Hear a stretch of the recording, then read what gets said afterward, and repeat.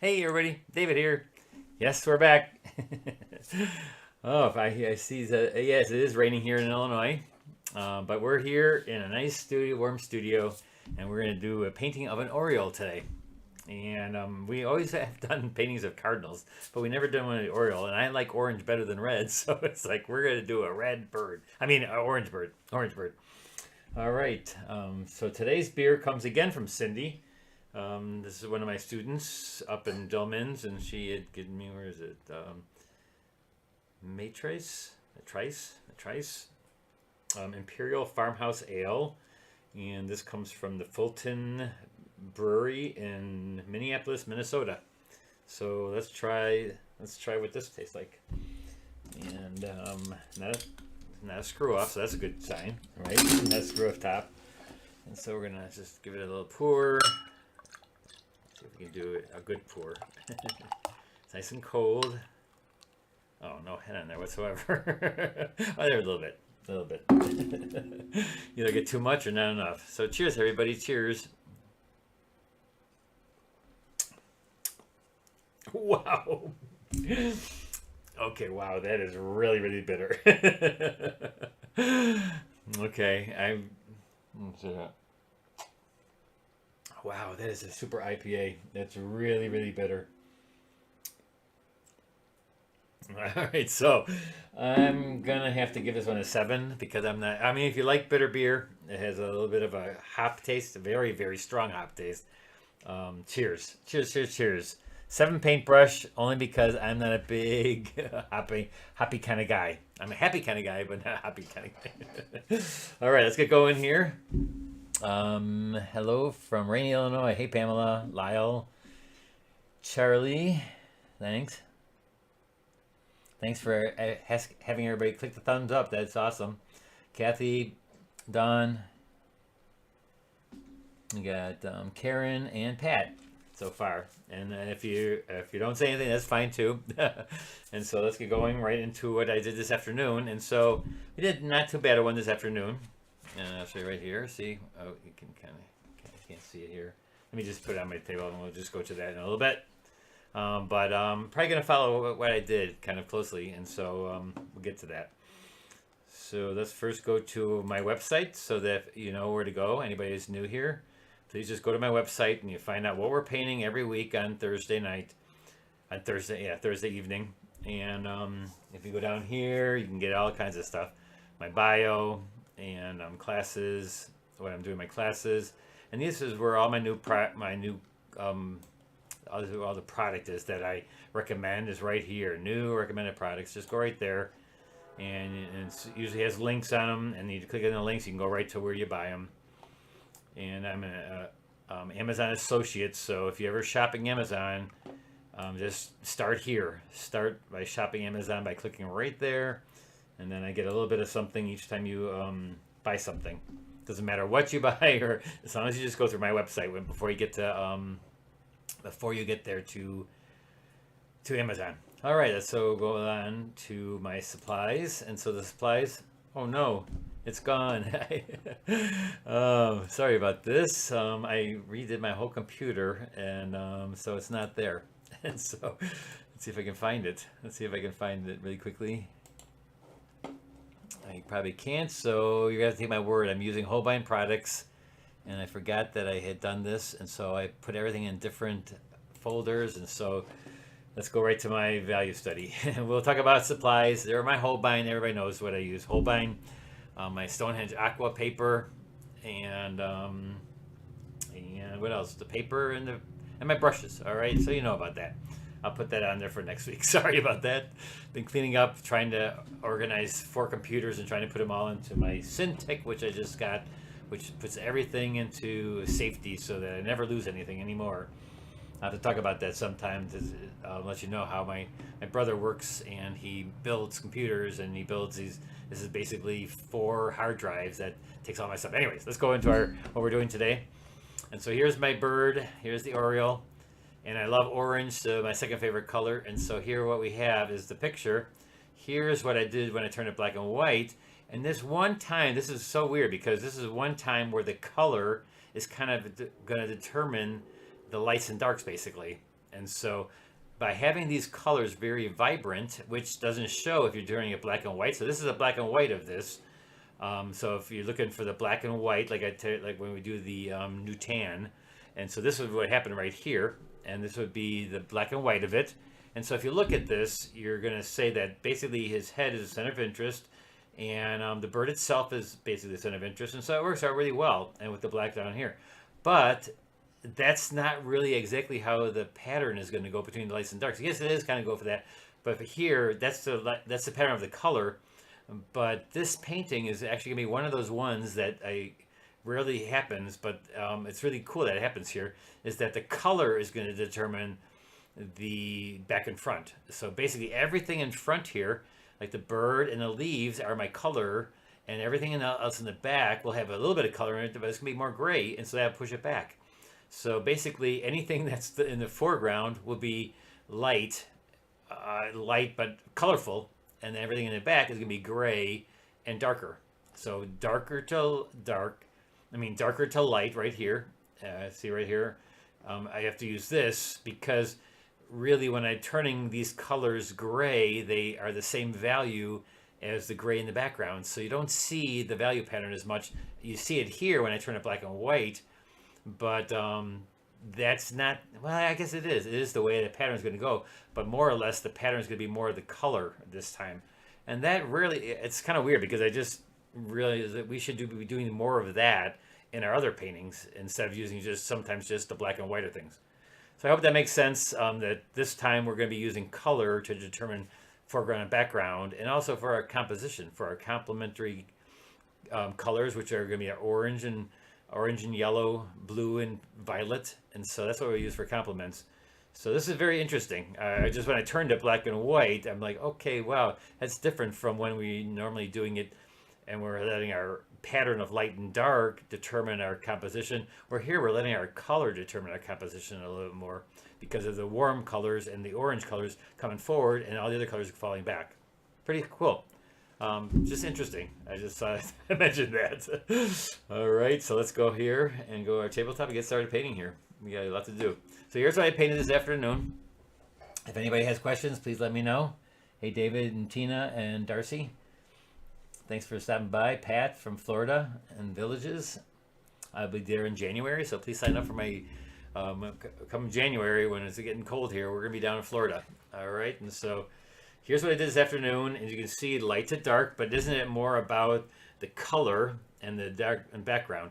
Now, I don't think I got it dark enough to get that look of vibrance in the bird. So I think this time what I want to do is have the background a little bit darker, because still pattern of light and darks is still important. But remember in my value study, it showed that this was light.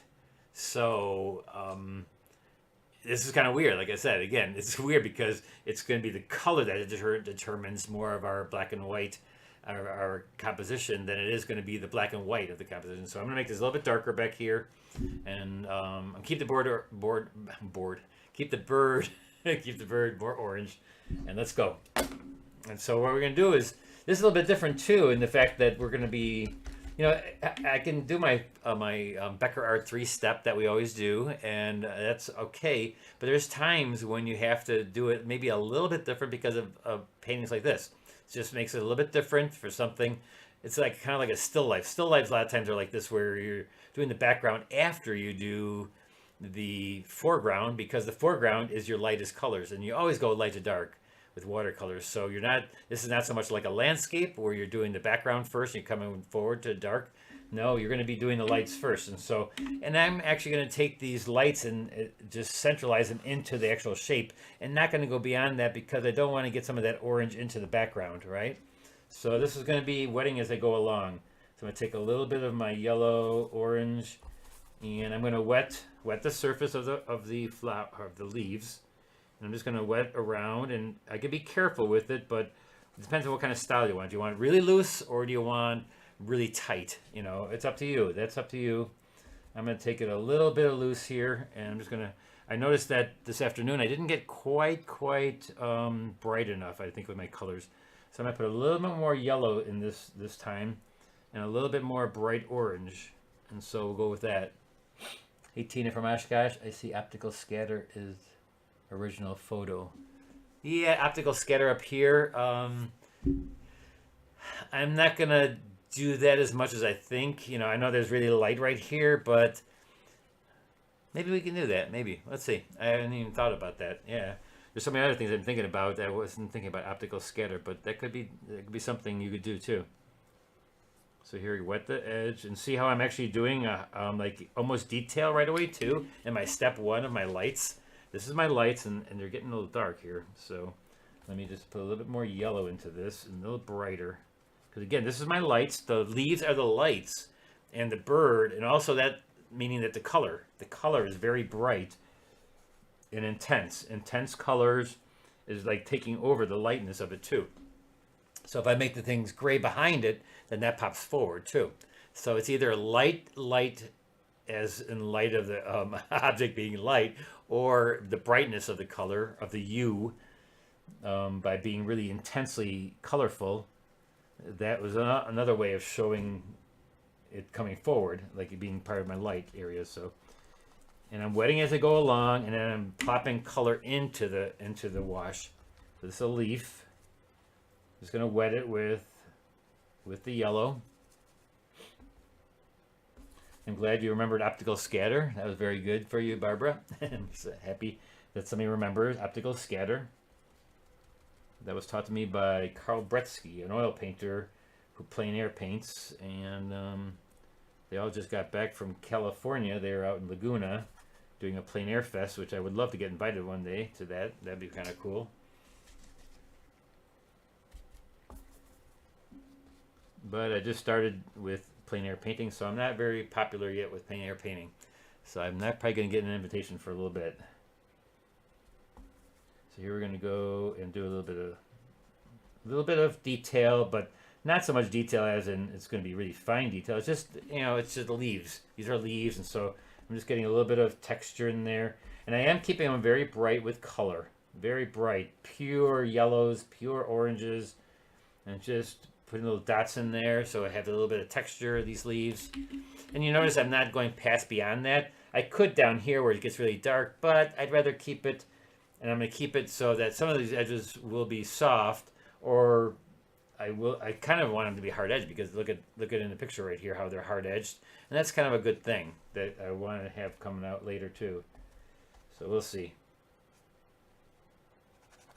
Ask questions, please, and if you have any questions, just... Would Quinn Gold work? Yes, it would, and I'm not sure why I didn't use it. Here, let's use some Quinn Gold. Quinn Gold is a great color to use. I usually always just remember to use it for my greens, but yes, it is a good color. It's not as vibrant as like a nice bright yellow, but it's great for gold, and actually keep some of this maybe white even. Maybe keep some of it really white.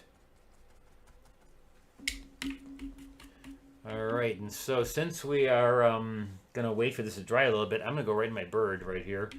And I know the bird then will have to be also dry, because when I do the background, if this stuff is dry, then I can go in there and get all those hard edges. So again, this is something that's a little bit different the way I normally start, because it's not so much like a landscape, because landscapes usually are light in the background. As you come forward, it gets darker. This one is my foreground's light and my background's dark. So more like a still life, basically, is what's happening. So I got to start it a little bit differently. And that's all good. It's all good. You start whatever it is. But I do start light to dark. You know, that's one thing I do is I'm going to always work light to dark as a watercolorist, because I can put the darks over the top of this. So even if I miss a step here, I can put the dark on top of that to create a nice edge. A nice clean edge too. And so here I put a little bit of this into the bird's tail here a little bit. I'm going to go right through the branch. Don't worry about the branches. The branches are going to be darker.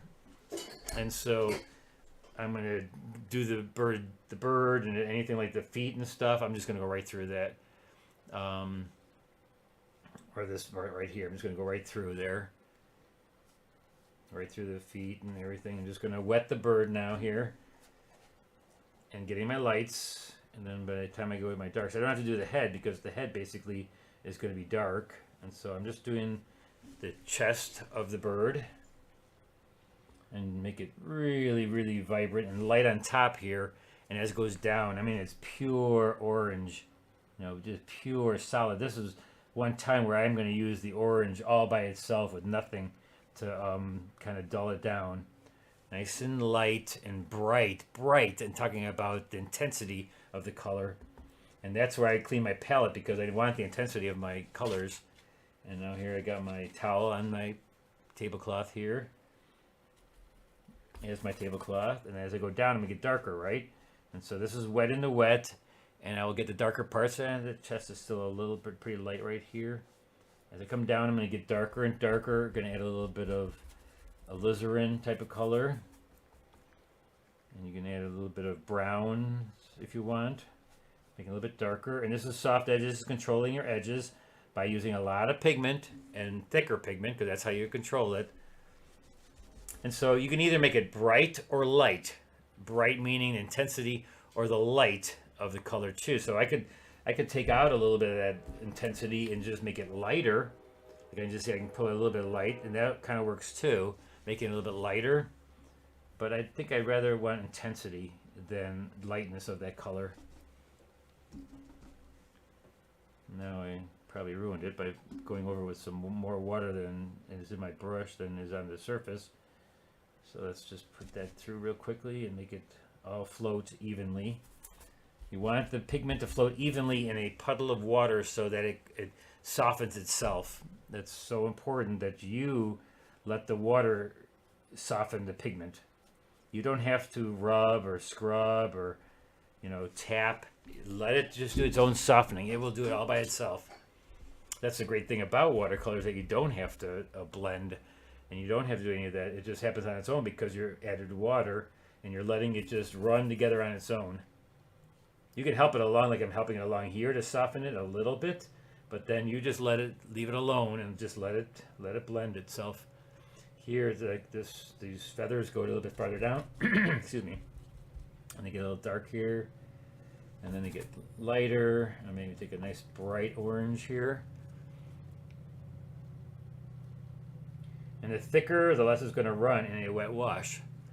And you all know that now, right? I mean, that's one thing that you've learned from me. I'm hoping everybody's learned that from me, that the thicker the pigment, the less it's going to run when you're doing a wet into wet wash. You can definitely control it. And something I always want my students to know is how to control their watercolor, and just control it with the amount of pigment that you're using. When I did my Sunday morning paintings, I've been doing a lot of that, where I'm showing you how to just do a whole city with soft edges, and then it gets darker and darker and harder edged as you go along. All right, so here's my lights. This is my lights, and now we're going to go into our mediums and our darks. Hey Sylvia, hey Kathy, what is the color in your palette above bright orange? This is permanent yellow orange. This is brilliant orange. This is Scarlet Lake. So again, these are two yellows. I think one's Aurelian and one's, what's the other one called? Permanent Yellow Light. Permanent Yellow, Permanent Yellow Light. Then we have Permanent Yellow Orange, Brilliant Orange, and then Scarlet Lake. Those are my reds and oranges and yellows. All right, I'm just stalling here. Sorry, guys. Just waiting for it a little bit dry. So now what I have to do is I can maybe do a little scatter, optical scatter right here.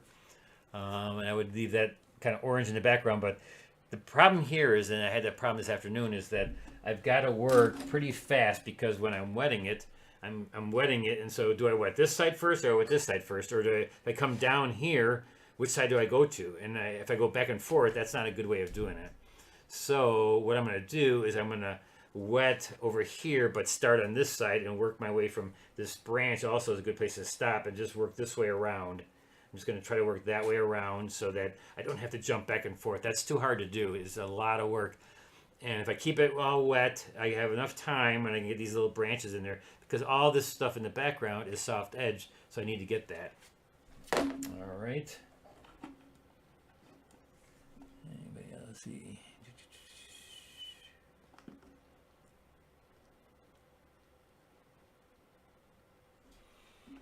Dave asked, they see a lot of artists with gloves on nowadays. A lot of a lot of oil painters wear gloves. A lot of acrylic painters wear gloves.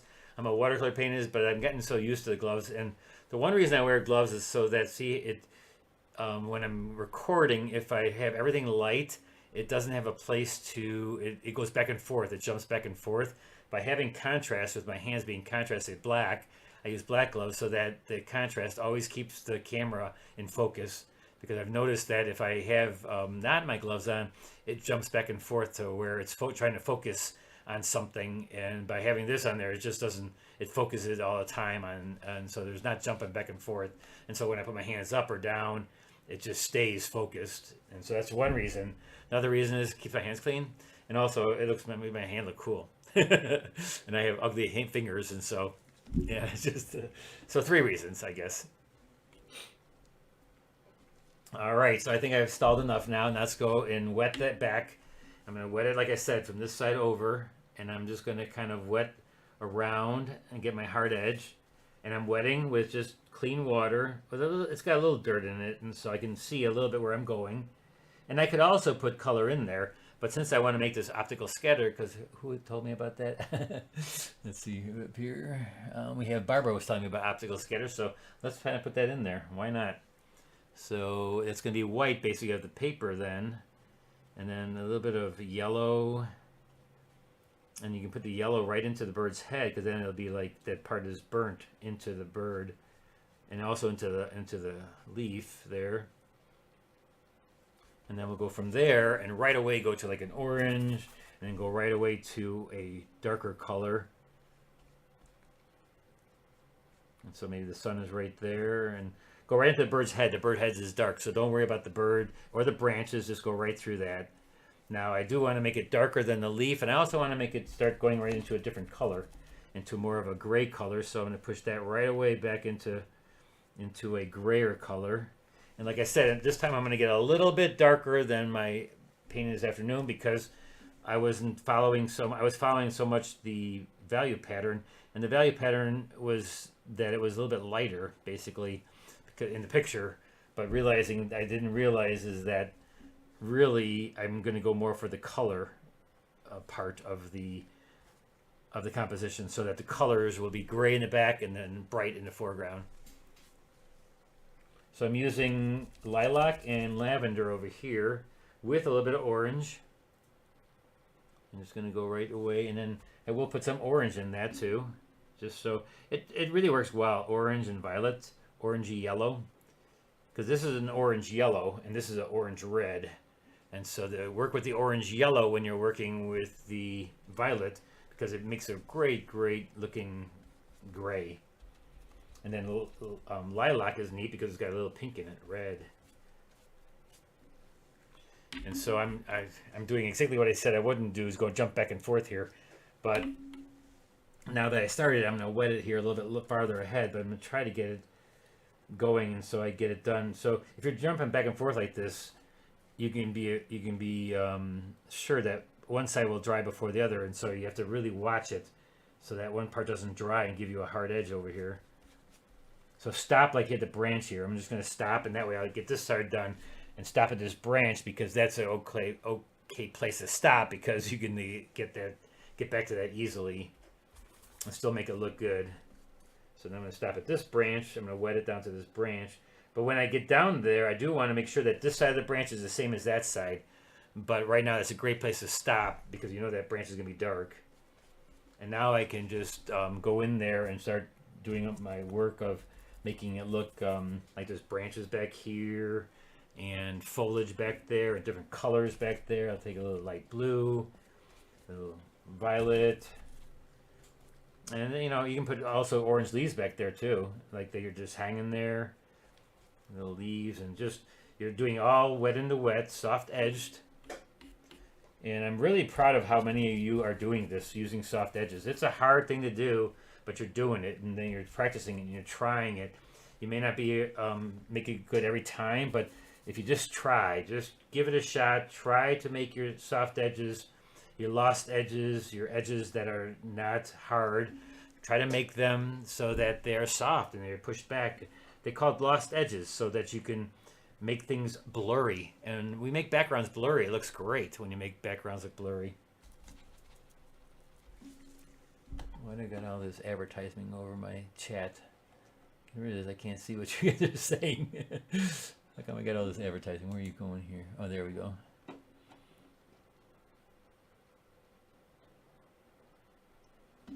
right, no question. Would, yeah, okay, I think I answered everything so far. Let's keep on going. All right, so look at all these beautiful colors you can get in there. Especially like the lavenders, you know me, and my lavenders and orange. Now see, this is starting to dry, so I got to get back here really quickly and just start getting some of this going here. Talking too much here. Just hurry up. Let's get some of this in there. Still, I like the floating pigment. You know, I gotta have it floating, and I'm gonna put some. I'm gonna leave the orange up here because of the optical scatter. And look at, I even got some of those fingers going there. Ooh, isn't that nice? I like when I get those fingers happening. So now I'll wet farther. Now I have, this side is pretty much done, I think. I'm going to leave that alone. Maybe just get something a little bit darker in there. Let me just get one little darker thing here going down, like going down to this area, and then I'll continue on there later. So let's wet the rest of this now. Just take water, wet it in here. You notice I'm not drinking my beer as much. It's very, very bitter. Oh my gosh. Wow, is that bitter? Oh my gosh. I still give it a 7 because it is, I know it's a good beer. It's just that style of beer, the IPA, that's, boy, that's a really bitter one. That's a really hoppy one. So here we go.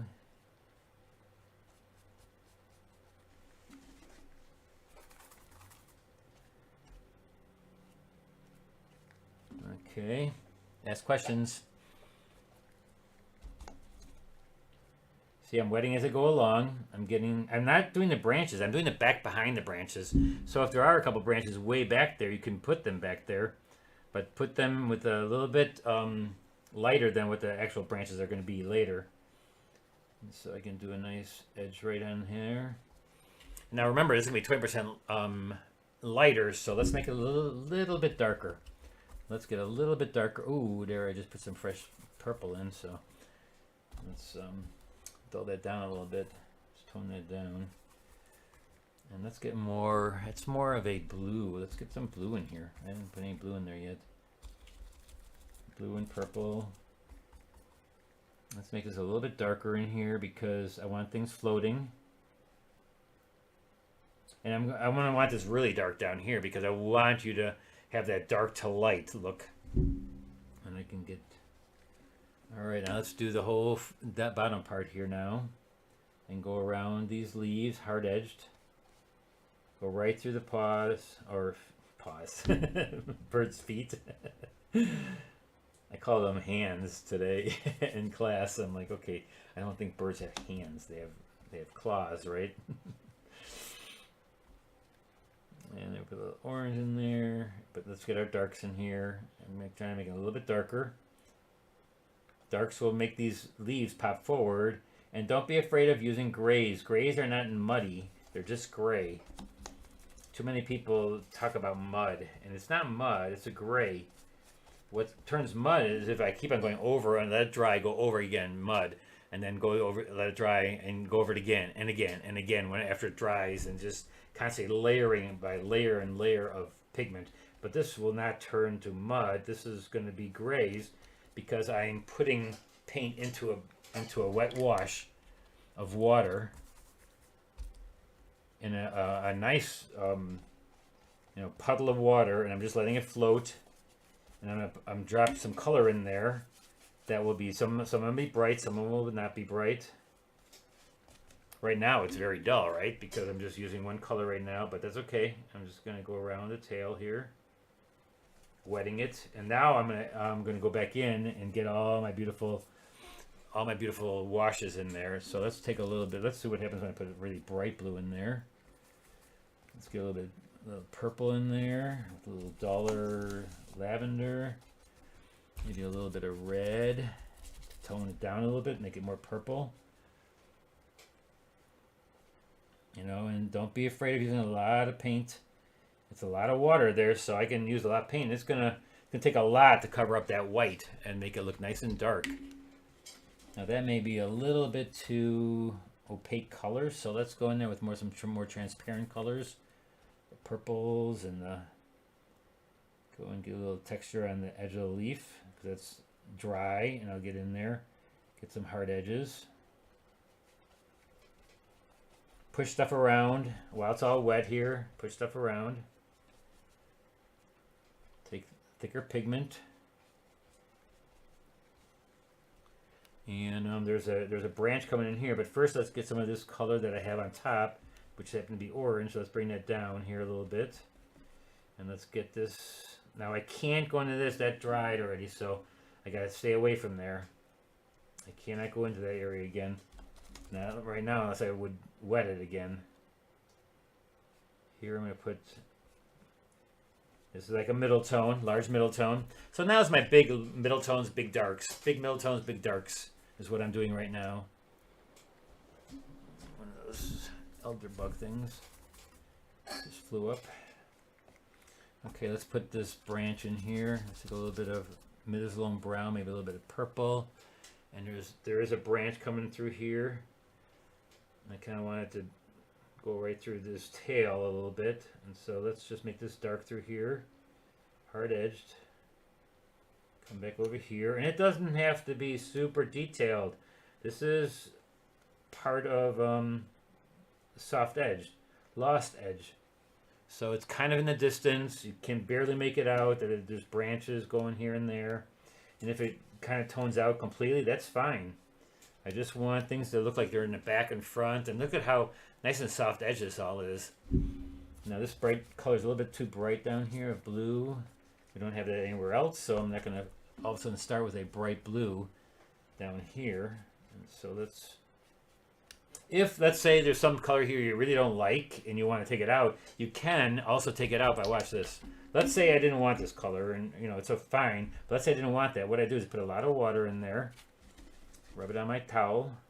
I would actually pull that all out. See, I can just pull it all out.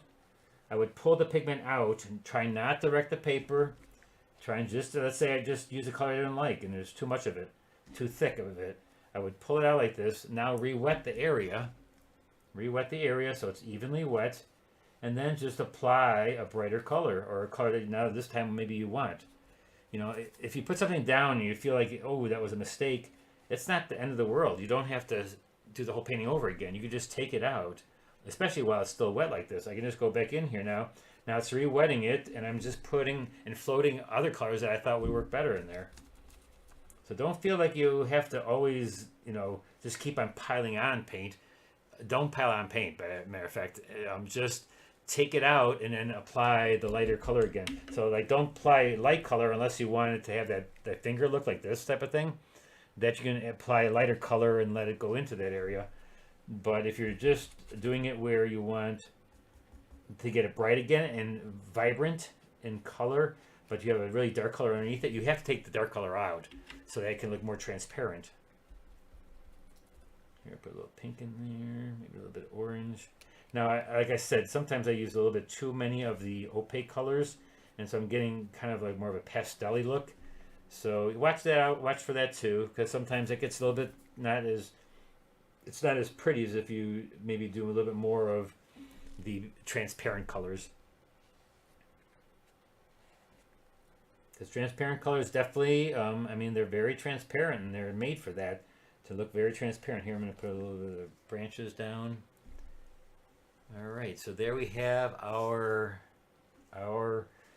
large mediums, our large darks, and now we're going to our detailed darks. That's all we have left is our detailed darks.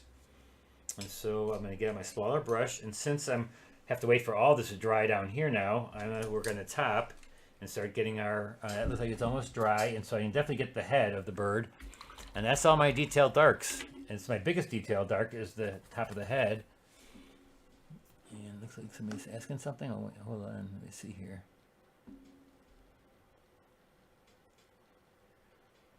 Could I have done the background? Yeah, I could have done the background before the leaves, but the leaves are lighter, so that way I can crop out the leaves a little bit more detailed on the edge, where if I'm doing that first, then it's whatever I get. And so, yeah, you basically you could do the leaves after you do the background. It's definitely okay, but it wouldn't follow my 3-step where you're doing the lights first. This is one of my favorite birds. We fed them in the summer, and we have had 40 plus with adults and fledglings coming to the feeder. Thanks for choosing this as tonight's subject. Yeah, we always do, like I was saying before, we always do cardinals because they're so rich in color and they're so beautiful. But, I would love this bird because my favorite color is orange. My second favorite color is orange. First, of course, is violet. But we have a little bit of violet and orange in this, and so this is really, I think they're just gorgeous. And I don't see many of them around, but somebody in class was saying that they eat more fruit than they do the seeds, I guess. So you put out fruit for them. So maybe apples near apple tree, maybe that's what they like, or I guess they like oranges. That's what I heard. That's what somebody was telling me in class today. And so that's probably why I don't see as many, because we just put out bird seed. My mom puts out a lot of bird seed, and so over there I've seen a couple every once in a while. They're just so gorgeous, a bird. So now we're going to do the head and doing the large area, and this is my detailed darks, and so it's detailed, but it's the largest part of my detail. Now the bird's eye is black and his head is black, so you're just going to see a shininess off of his head. And I also use black. I am going to use some black, and there now I use some purple, black, some dark blue. It's all good. I'm going to use a little bit of all three of these. I have a dark blue, dark purple, and a dark black. Well, a black. Black is always pretty much dark.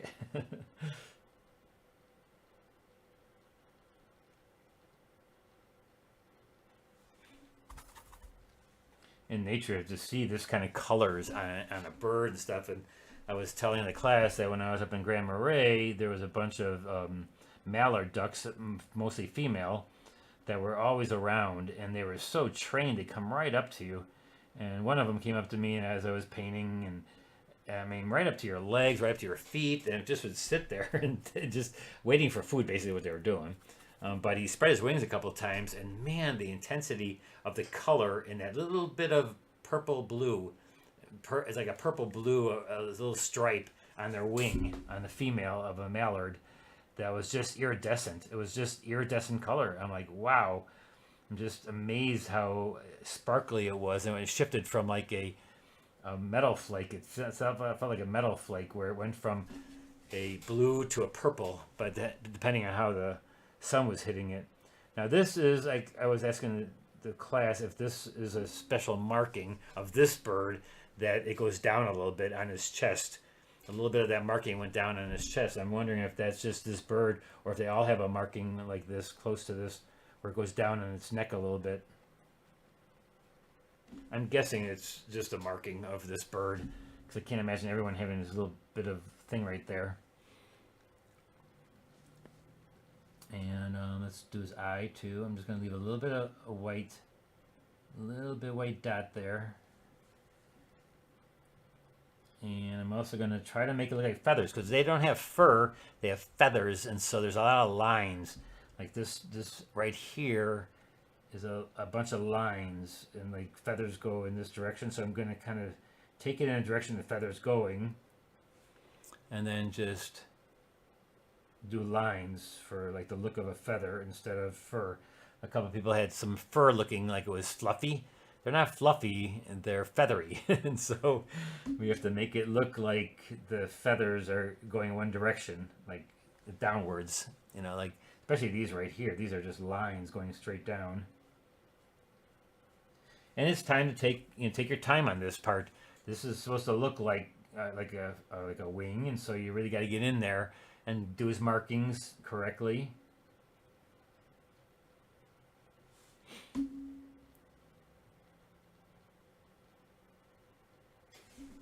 What was that? Grape jelly? Grape jelly. Oh, they like grape jelly? Oh, they love orange. Orange slices attract them. The soft edges, branches look amazing. Okay, they like orange. As I thought, that somebody said they like citrus, but grape jelly works too.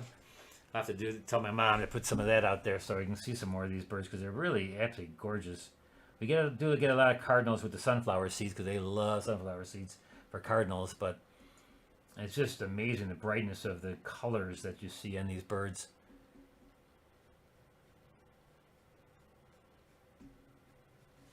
But see the softness of my background, and so that'll push it back, that'll give it the background, and everything in front will be light, and even my optical scatter worked pretty decent. Thank you, Barbara, for that. And so we're just getting in there. I know I'm doing my fine details. I didn't do my branches yet, but I have to wait for my branches to dry a little bit. So this is a little bit out of order, but that's okay because we're just waiting for things to dry a little bit. And so I'm going to do this here in a second. Sooner or later I have to do this anyways. And what time do we have? Oh, we still have plenty of time.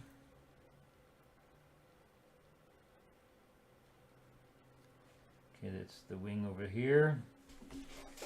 I will rub out a little bit on his claws that's holding the branch. I will maybe rub out a little bit, but do that afterwards.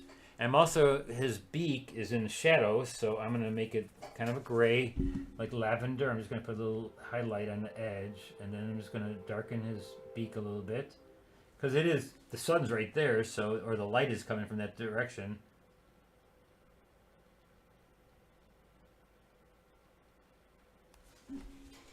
And there we have the beak. And then also this part of the wing is a little bit darker too, so I'm just going to use lavender. Lavender, boy, if you don't have lavender into your palette, I highly recommend you get a little bit of lavender. You can make it with violet, with permanent violet and white. You can do that too. You can basically get yourself titanium and mix titanium with the dark violet, and you can get pretty much a lavender too, but it's just so nice having lavender to go into. As you can see, I'm always using it up because I use so much of it to make grays and just to make a lot of things gray, basically. All right, let's go into our branches. I think it's dry enough to now go into my branches, and I'll start up here. And the branches are not just one color either. They're basically large, medium, and darks, and I'm just going to take them like this. And I try not to make them too straight. I try to jiggle a little bit. I try to get nervous a little bit. Look at how nervous I am. I'm going to jiggle a little bit. See, I'm just going to jiggle because I don't want them so straight like they were, they were milled really straight. And I'll leave a little bit of light on the bird. And actually, this probably should, because I have optical scatter there. Let's put a lot of orange in there. Let's put a lot of orange in that area. Why not? That'll make it look really bright right there. Like the sun is almost burning this out. I'm pulling out a little bit of the pigment. And I'll go dark right away because that's going to be like the lighter part. And then right away go back to your dark. And a little bit of alizarin. I like a little bit of alizarin, a little bit of orange. Makes a great kind of brownish color.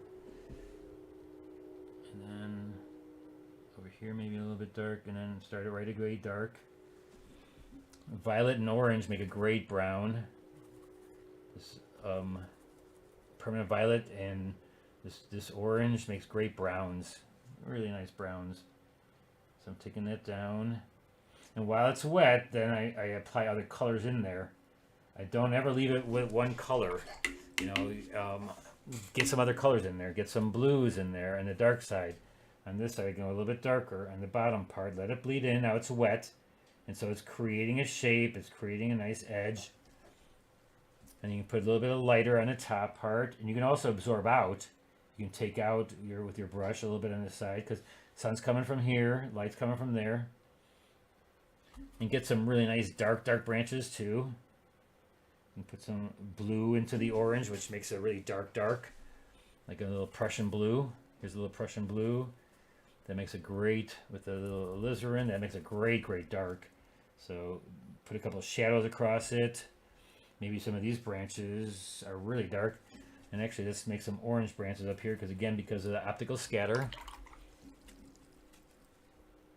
And we'll take some of this, and these branches up here will be orange because it's really close to the lighting of the optical scatter. So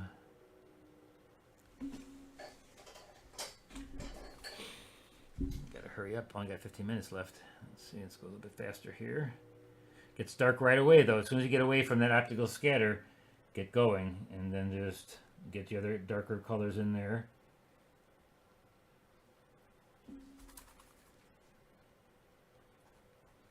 I'm talking too much today or something. I'm going too slow. Let's go a little bit faster here. Put a little bit in there. Work on hard at making them look really, really good. Want to make them look really nice this time. I mean, I liked what I did this afternoon, but it's always amazing how much better it turns out in the evening after you've done it once before, because you know exactly what you still need to do or what you're going to take and make more color, make it a little bit darker. Like I'm going to make this a little bit darker this time, which I did already. I made it a little bit darker.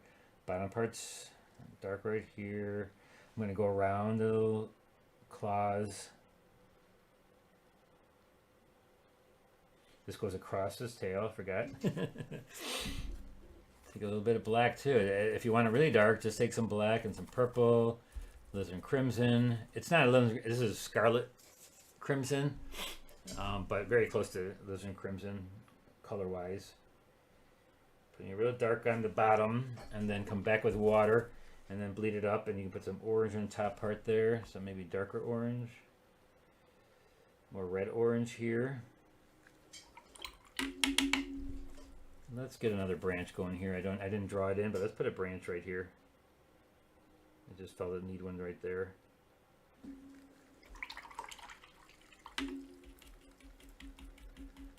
And hopefully I have enough time. I was gonna maybe show you how to use the stencil. I bought a bunch of new stencils.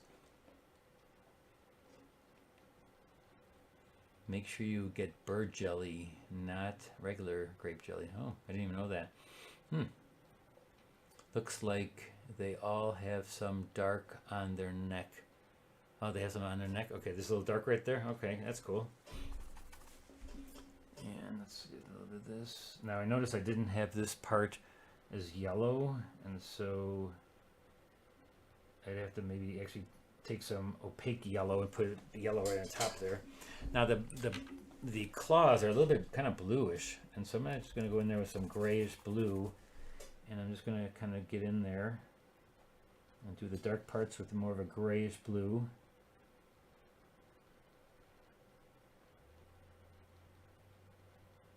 And I'm going to keep parts of it light.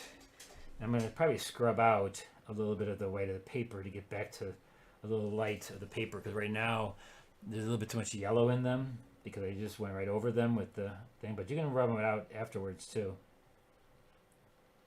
Just scrub out. Kind of goes into the fur, and not fur, feathers, I mean feathers. And this in here is too light. Let's get that a little bit darker.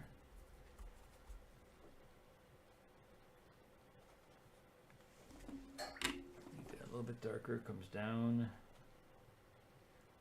A little shadow on the bottom of the bird. This also is maybe a little bit darker. Now the re-wet there, I'd rather keep it nice and soft like that. It is kind of yellowish. It got a lot lighter than it is, but let me think about that. I may go back in there and re-wet that area, but I'd have to use some really nice clean water, and I don't have any clean water right here. All right, let's make this tail a little bit darker too.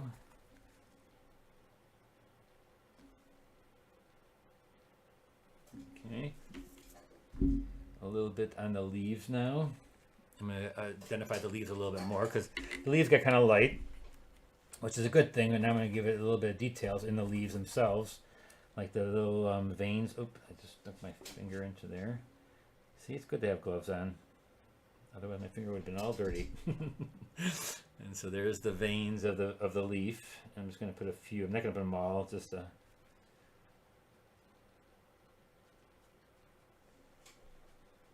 Okay.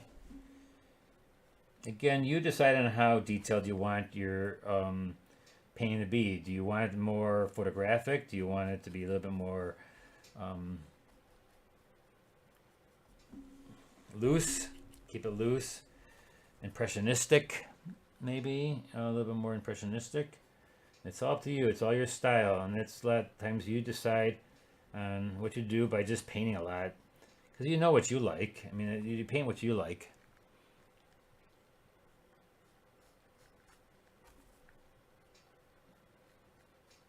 see, there's a leaf.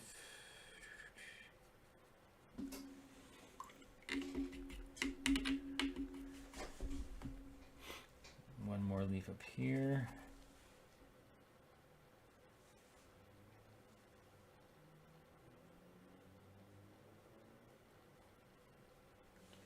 Nice little leaf. And to let you know that the background in this is kind of invented by Photoshop AI, because I had the bird, but I didn't really have a good background for it, and I didn't have leaves for it. So basically this was made up by AI. This is Photoshop AI made this background, especially the darks down here. It was no darks down there, but it really made it nice. I loved how it made this darker. And I know the photograph is a little bit darker than this, but this is not too bad. I don't mind this. And I could even spatter a little bit to make it look a little bit more messy, but it's okay the way it is. Now I do want to make this a little bit darker here. It looks a little bit bright in color or in value, and I wouldn't mind toning it down a little bit and letting the orange be a little bit more orange instead of this a little bit. Seems a little bit too yellowish.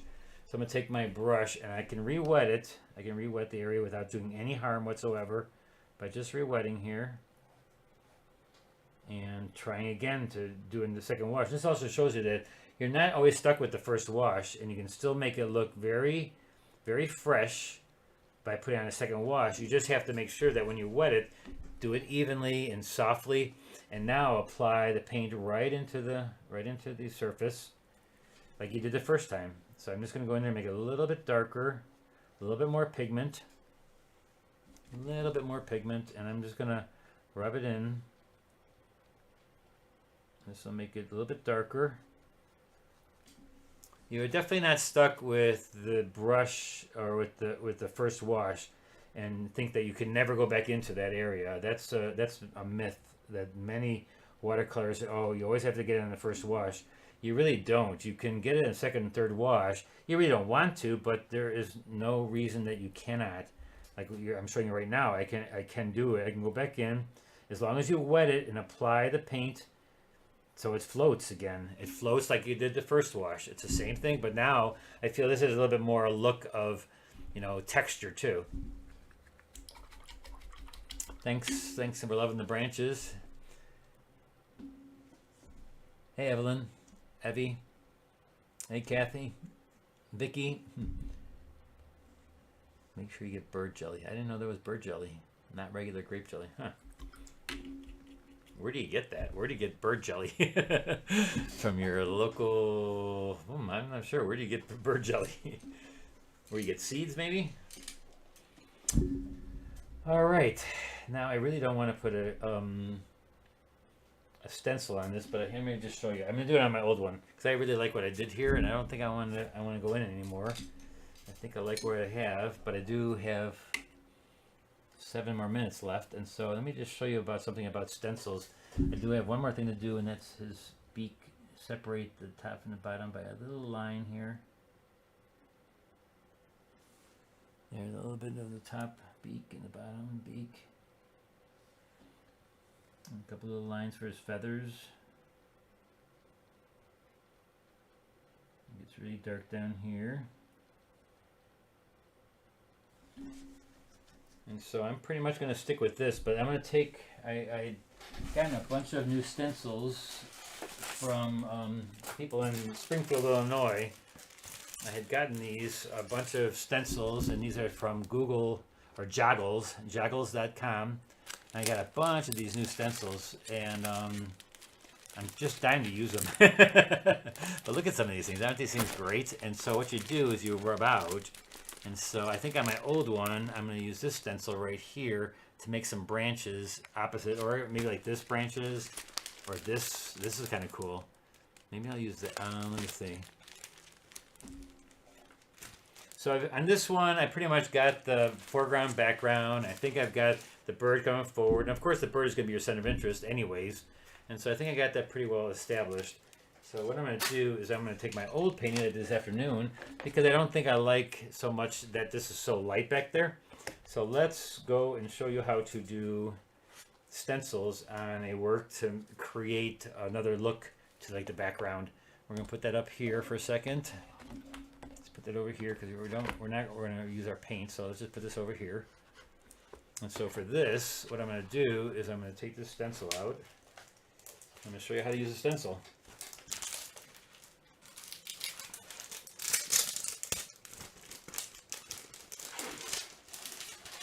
So the stencil is just a plastic, plastic item that you get that they cut, and what this would be doing was be making my painting more light because I'm going to use this as looking like branches, and so I'm not sure if that's a good one for this. So when you're using stencils, either it's going to look like it's part of the scene, or it's going to be a design thing like the Circle of Confusion, where it's not so much part of the scene, but it's just an additive to the design of it. So like if I use triangles, or if I use something that really wasn't there in the picture, that's design element that you're putting in here. This would be like, it'd be part of the scene, and actually kind of a design element too. I'm not sure how that one will work. I didn't bring my other ones either. I just brought these new ones. I have loads and loads and loads of new stencils. And how much time do we still have left? A couple minutes, 4 minutes. Let's see. Does this one work better? Let's try this one. This one maybe looks a little bit better. This one I'm thinking I'm going to be taking away way too much of the paint, and I got to keep that light. So let's try this one.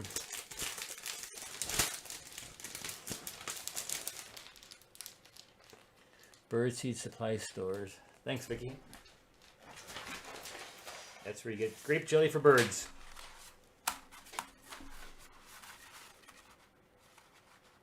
So how do you use these? You use a magic eraser. Use a magic eraser, and what you do is you wet it a little bit. Then you take all the water out, so it's just damp. It's just damp. And I always try to keep paper towel or a towel ready. So all you're doing is you're rubbing out an area. And for this, you're rubbing out actually a lot of area because, let's see.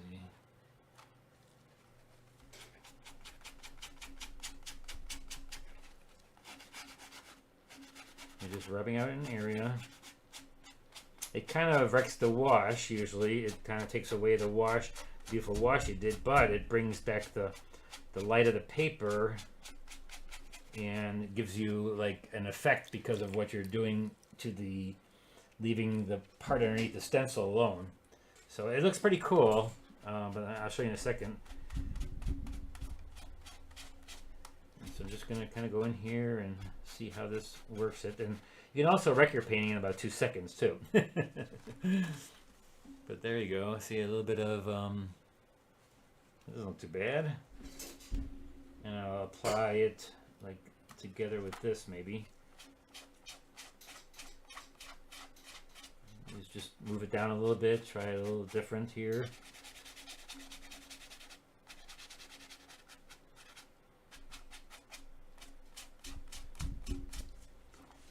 See, you got a little bit of, I don't know if you can see that, but it gives it kind of a look of a ton of branches. See this little area right here, like a ton of branches right there. And then you can also put in, but when you're putting in paint, like if I were tapping, I would have to use like a bristle brush. I use something like this, and then I take and I put it into my palette, and then dab down like this, just dab it down. But I don't think I need dark on this one right now, because I started with this, and so you gotta keep on going with this a little bit. And how much? I got 1 more minute, and let me just do this real quick, and we'll be done.